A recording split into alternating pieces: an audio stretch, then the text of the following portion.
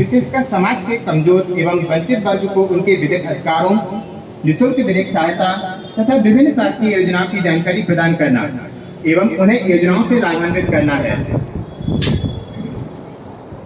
महोदय, इस मेगा शिविर में विभिन्न विभागों जैसे श्रम विभाग, महिला बाल विकास विभाग, सामाजिक न्याय एवं निःशक्तजन कल्याण विभाग, स्वास्थ्य विभाग, शिक्षा विभाग, विधि महाविद्यालय, जन अभियान परिषद, जिला परिवहन विभाग, आपदा प्रबंधन दल, पुलिस विभाग एवं विभिन्न विभागों द्वारा स्टॉल लगाए गए हैं, जहां अपने अपने विभागों से संबंधित योजनाओं की जानकारी दी जा रही है।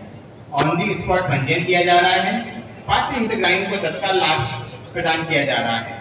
महोदय, साथ ही इस मेगा शिविर में लीगल एंड डिफेंस काउंसिल के प्रशिक्षित अधिवक्ताओं द्वारा विधिक परामर्श दिया जा रहा है तथा उपयुक्त मामलों को मध्यस्थता एवं लोक अदालत के माध्यम से निराकरण करने का प्रयास किया जा रहा है।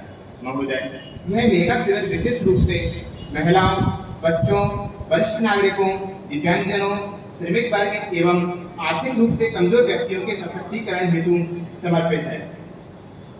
महोदय, अब मैं सर्वप्रथम हमारे बीच में उपस्थित जिला विधिक सहायता अधिकारी श्री हेमंत कुशवाहा से निवेदन करता हूं कि कार्यक्रम की रूपरेखा और मेगा कैंप के बारे में जानकारी प्रदान करें। सर।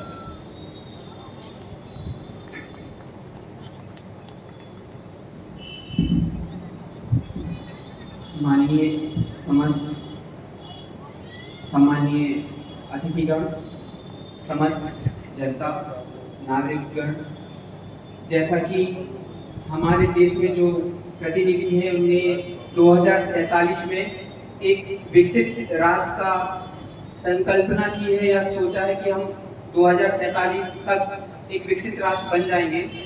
उसमें न्यायपालिका, कार्यपालिका और विधायिका और आम जन सबका अपना अपना योगदान है। जैसे कि जिला विधिक सेवा प्राधिकरण निःशुल्क विधिक सहायता देता है, राजस्व न्यायालय समस्त न्यायालयों में निःशुल्क अधिवक्ता देते हैं। अगर किसी को समझौता करना है तो समझौते के लिए अल्टरनेट डिस्प्यूट रेजोल्यूशन एक सेंटर बना हुआ है जिला न्यायालय में, तो वहाँ पे जो अपनी समस्याएं उनके लिए वो आके समझौते के आधार पर निराकरण कर सकते हैं। यह सभी चीज़ों को मिलाकर अगर हम जो समाज में विकृतियाँ आती हैं उनको माननीय न्यायालय के जरिए या जो अल्टरनेट डिस्प्यूट रेजोल्यूशन सिस्टम होते हैं, वैकल्पिक विवाद समाधान जो भी स्कीमें हैं उसके तहत अगर हमारे जो सामाजिक आपसी रंजिश को भुलाकर अच्छे से रहेंगे तो हम संभवतः 2047 तक एक विकसित राष्ट्र बन जाएंगे।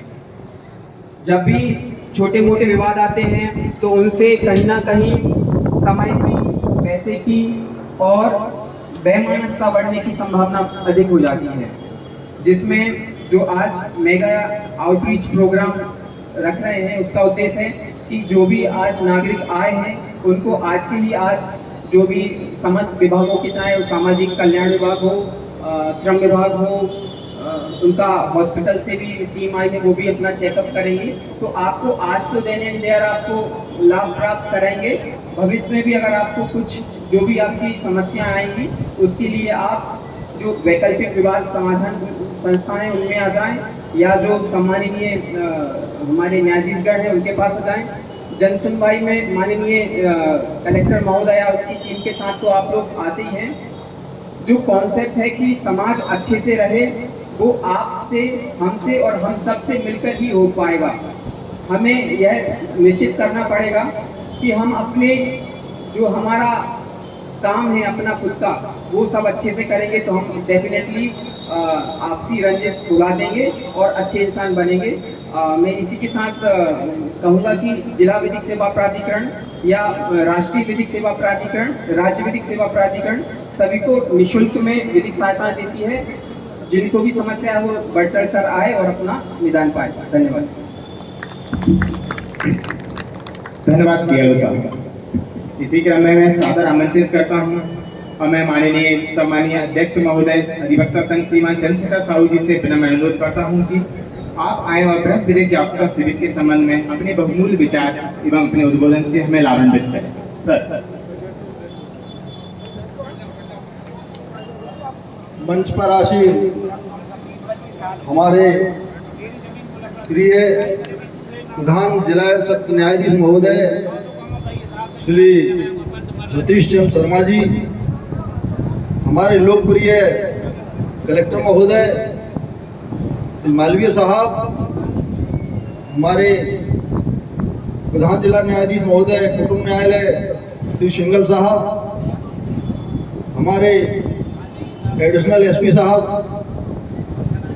गजन सिंह जी, हमारे मंच पर आसीन आदरणीय विधिक सहायता शिविर के सचिव महोदय श्री अनुरागी जी, सभी न्यायाधीशगण, विभिन्न विभागों से पधारे सभी सम्मान्य अधिकारीगण, हमारे अधिवक्तागण, सभी महानुभाव बंधुओं, आज यह एक बहुत ही शानदार आयोजन किया गया है। मेरा मानना है कि इसका लाभ प्रत्येक व्यक्ति को लेना चाहिए। हमारे जीवन में बड़ी बड़ी समस्याएं छोटे छोटे कानून की जानकारियां न होने के कारण पैदा होती है। अभी मैं माननीय डीएम साहब के पास बैठा था, तो अभी हमारे जो क्राइसिस चल रहे हैं डीजल पेट्रोल के गैस के, उसके संबंध में आपसे चर्चा हो रही थी। तो आपने कहा ऐसी कोई पैनिक वाली बात ही नहीं है, ना डीजल कम है, ना पेट्रोल कम है, ना गैस सिलेंडर कम है। तो ये सब क्या हो रहा है? ये सब अफवाह है। आपने मुझे एक बहुत अच्छी कानून की भी बात बताई, यद्यपि मुझे वो पहले से नॉलेज में थी कि डीजल पेट्रोल का स्टोरेज करना कानूनी अपराध है। अब ये छोटी कानून की आपको तो जानकारी नहीं है। आप घर पे ले जाके टंकी भर के रखो, फूड इंस्पेक्टर वाले आएंगे, आपका केस बना देंगे। आप घर पर ले जाके 4 सिलेंडर रखो, आप अपराध कर रहे हैं। जब तक आपको शासन ये जानकारी ना दे, तब तक आपको नहीं मानना चाहिए। तो ये मैं आपको बता दूं कि अभी हमारे प्रशासन ने सारी व्यवस्थाएं सुचारू रूप से संचालित कर रखी हैं। ना तो डीजल की कमी है, ना पेट्रोल की कमी है, ना गैस सिलेंडर की कमी है। आप कतई परेशान ना हो, घर में स्टोरेज ना करें और ये बात आप जन जन तक पहुंचाएं। इससे क्या होता है कि शासन की व्यवस्था फेल होती है, और फेल होने से आज पेट्रोल पंप पर गाड़ी आई है तो 20,000 लीटर डीजल पेट्रोल है। वो गाड़ी जो 5 दिन में बिकती थी, वो 5 घंटे में यदि बिकेगी तो एक कृत्रिम ये शॉर्टेज पैदा हो रही है, जिससे पैनिक ना करें। आज ये मैंने आपको विषांतर होकर इसलिए बतलाया कि अभी वर्तमान परिवेश में ये कानूनी अपराध भी है और समाज की व्यवस्था फेल होती है इससे। आज जो हमारा आयोजन किया गया है, इसका मुख्य उद्देश्य लोगों तक कानून की जानकारी पहुंचाना। हमारा जो समाज का नीचे का तबका है, वो कानून जानकारी उस तक नहीं पहुंच पाती है, सुविधाएं उस तक नहीं पहुंच पाती हैं। तो हमारे डीएम साहब हैं, जनसुनवाई में आपने देखा होगा कि बहुत सारे ऐसे आवेदन आते हैं जो कानूनी जानकारी न होने के कारण उन तक वो लाभ नहीं पहुंच पाता है। इस संबंध में हमारे प्रशासन द्वारा महिला बाल विकास और अन्य विभिन्न निकाय बनाए गए हैं जो घर घर जाकर जानकारियां पहुंचाते हैं। तो मेरा आप लोगों से विनम्र अनुरोध है, सबसे पहले आप जागरूक बनिए, कानून की जानकारी आप तक होना चाहिए। आज आप जैसे कोई ज़मीन खरीद लेते हैं, आप वैसे बहुत लोग प्लाट खरीद लेते हैं, नामांतरण ही नहीं करवाते हैं। आप उसका ज़मीन खरीदने के पहले सर्च ही नहीं करवाते हैं आप, फिर बाद में आपको सारे कागज वकील के पास लेके आते हैं, तो वकील साहब पूछते हैं कि आपने ये ज़मीन खरीदी, सर्च कराई कि नहीं कराई। पता लगा कि वो ज़मीन किसी दूसरे के नाम है, दूसरे का कब्जा है, अब आपका लिटिगेशन चालू हो गया। तो जो ज़मीन आपके लिए फ़ायदा देती, वो आपका फ़ायदा तो नहीं मिल रहा, आपको कोर्ट के चक्कर लग रहे हैं। तो मेरा एक थॉट है कि जो ज़मीन की रजिस्ट्री होती है, वो सगाई होती है, नामांतरण विवाह होता है और उसका बटांकन उसके बच्चे होते हैं। तो आप ज़मीन यदि खरीद रहे हो, मकान खरीद रहे हो, तो आप रजिस्ट्री तक मत रुकिए, उस रजिस्ट्री का पूरा प्रोसेस कराइए और उसको अंतिम रूप दीजिएगा। अगर आप जैसे सगाई करके छोड़ दोगे तो तो वो लड़की बैठी नहीं रहेगी, वो दूसरी जगह शादी कर लेगी। तो ऐसे ही आपने रजिस्ट्री करा ली, नामांतरण नहीं कराया, तो वो जमीन तो राजस्व अभिलेखों में आपके नाम नहीं चढ़ी है, तो उसके मन में बदनीयत ही आएगी, 2 साल बाद 3 साल बाद वो किसी और को बेच देगा। तो इसलिए आप जागरूक रहिए। आपके घर में छोटे बच्चे हैं, आप उनके लिए भावनाओं में प्रेरित होकर उनको स्कूल जाने के लिए एक्टिवा दिला देते हैं, ये कानूनी अपराध है। तो आप इमोशनल मत होइए, बच्चे से कहिए तू साइकिल चला, साइकिल चलाएगा, साइकिल से वो स्कूल जाएगा तो उसका शरीर भी मजबूत होगा।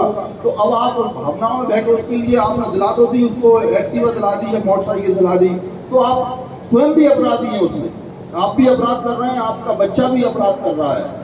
और कल उससे घटनाएं दुर्घटनाओं के हमारे पास बहुत से केस आते हैं, तो उसके माता पिता भी उसमें मुलजिम बन जाते हैं। तो ऐसे आप छोटे छोटे कानूनों की जानकारी करिए। आपके घर में बिजली का मीटर है, आपको नगर पालिका का टैक्स है, आपके लिए आपका ज़मीन है, आपका मकान का टैक्स है, तो आप हमारे अवेयरनेस रहिए उन सब छोटे छोटे।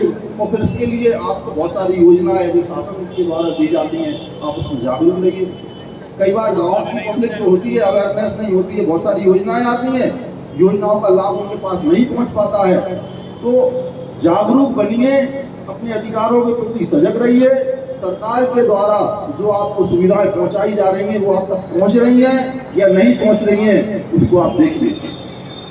आज हमारे शासन द्वारा कितनी प्रधानमंत्री कुटीर योजनाओं के अंदर कुटीर दी जा रही हैं, तो आप देखिए आप उसके पास योग नहीं। हमारे नगर पालिका के CMO साहब बैठे हुए हैं, वो बहुत सरल स्वभाव के हैं, कोई भी पहुंचता है तो उसके लिए वो कोऑपरेट करते हैं, जानकारी देते हैं। तो आप उनसे मिलिए, नगर पालिका में जाइए, भाई हमारी कुटीर है, हम तक नहीं आई है, वो बीच में कहाँ चली गई है। तो आप ऐसी बहुत सारी योजनाएं हैं, बहुत सारी जानकारियां हैं, आप अवेयरनेस रहिए। और इसके बारे में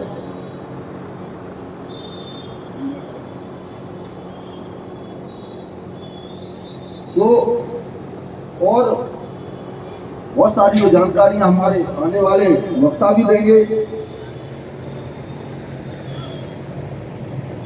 और आज सरकार, हाँ, आज हमारे किसान भाई भी यहाँ पर उपस्थित हैं। फसल का भी बीमा होता है, वाहनों का बीमा नहीं करा रहे हो।